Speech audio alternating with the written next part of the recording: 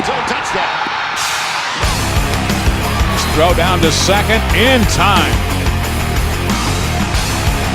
Brady turns and dumps it.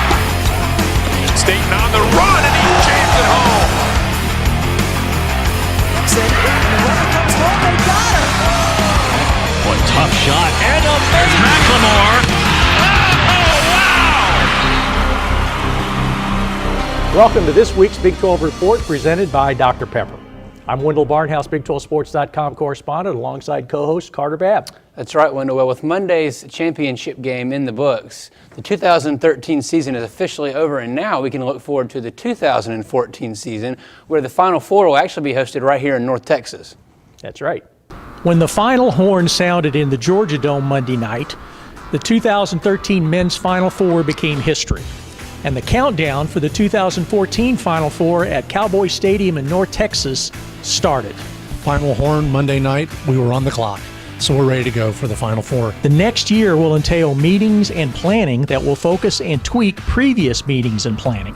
It's a chance for the Big 12 to enhance its reputation for putting on top-notch events. We are so fortunate that we are here with the Big 12 because they do such a wonderful job in hosting tournaments. I mean, this is just a sheet out of their playbook. They really know how to do this well. Big 12 they've probably hosted more than anyone else and have done just a phenomenal job. They are awesome to work with, and we're fortunate to be working with them here.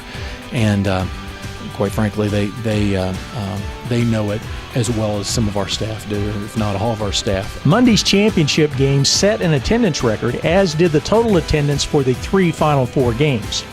Both records are likely to last only until the fans start flowing into Cowboys Stadium next April. It's Texas, and in Texas we do things bigger, as you know. So I think that we're interested in setting the all-time record, and I think that this facility lends itself to that, because this becomes the bucket list Final Four, because you're not just relegated to the top of the arena or something like that when you're at North Texas, because of the size of the video board, which is longer than the court itself, and so everybody is going to have a great view of the game regardless of where the seat is. Late last month, the Big 12, Cowboys Stadium, and North Texas hosted the NCAA South Regional, and that provided a dress rehearsal for the 2014 Final Four. This is a great opportunity for us, not only to be able to say that we can go through this process and iron out any kinks that we might have along the way, but this has been an unbelievable experience, and working with the Big 12. People are so proficient in what they do. Cowboys Stadium is known for its humongous video board that is twice as long as the basketball court. For the South Regional, Sun video board was added. Video screens were added below the big board to help fans sitting near courtside get the best view possible. There's no excuse for not being able to see the board in here. So there is definitely a great view for everyone here. And I think that's what is so unique, obviously, about this venue is this great center board.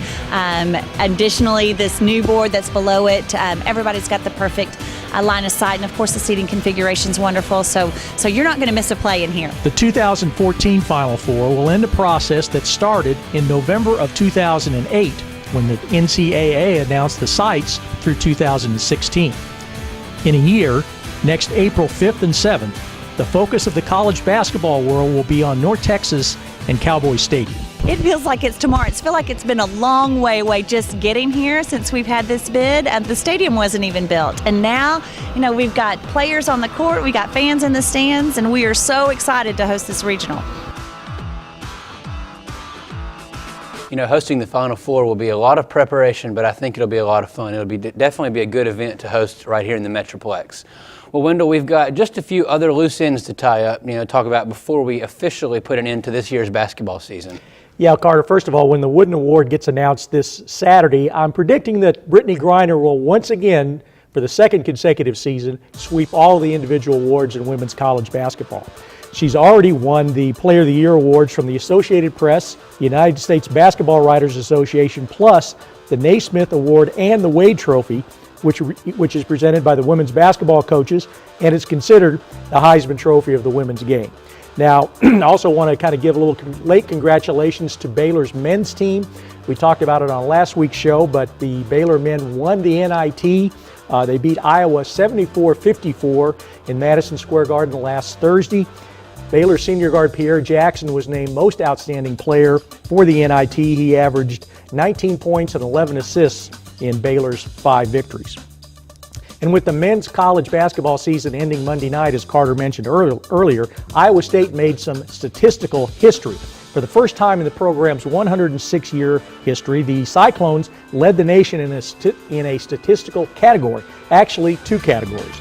Iowa State averaged 9.9 three-pointers per game, the most in Division I, and senior Tyrus McGee led the nation in three-point accuracy, making 46.4% of his shots from beyond the arc. So we're now done with this, so basketball season is over. That's right. That's some precision. Lots of precision from the Cyclones. Yeah, that was a good pass for a good shot. That's right. All right, well, with that, it is now time for what I say every week. It's my favorite part of the show, and I'm sure it's the reason you all watch every week, all of you. It's the weekly shout-out. So, Wendell, what do you have for us this week? Well, we're going to start out talking about some softball. Oklahoma is having an outstanding season, and senior pitcher Kaylani Ricketts became the winningest pitcher in school history over the weekend. She was the winning pitcher Sunday as the Sooners completed a sweep of Baylor. Ricketts now has won 116 games in her career. She also holds the OU career records for shutouts, complete games, innings pitched, strikeouts, and games started. And Kelsey Kessler of Kansas was named the Big 12 Pitcher of the Week. In the Jayhawks sweep of Texas Tech, she had 15.2 shutout innings and threw KU's first no-hitter since 2007.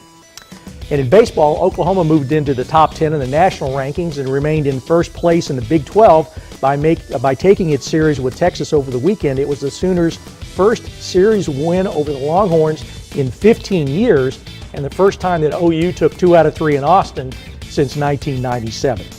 And the final shout out in women's tennis, number 15 Texas Tech made some history. They won at Austin for the first time in school history.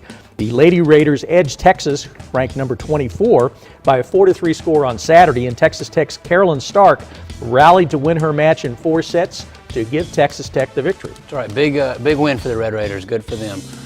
Well, that'll do it for this edition of the Big 12 Report. As always, for all things Big 12, be sure to check out our website at big12sports.com and follow us on Twitter at Big 12 Conference. We'll see you next week. Officially in the books. Now, with that championship game now over, the countdown has started to next year's Final Four, which will be hosted here right in here.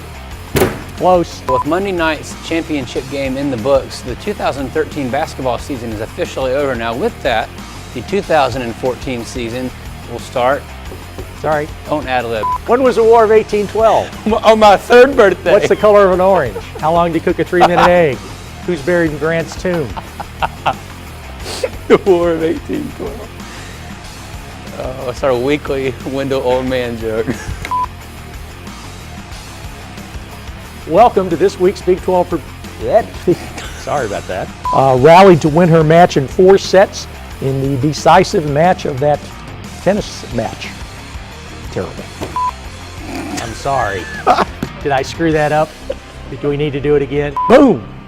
Shakalaka.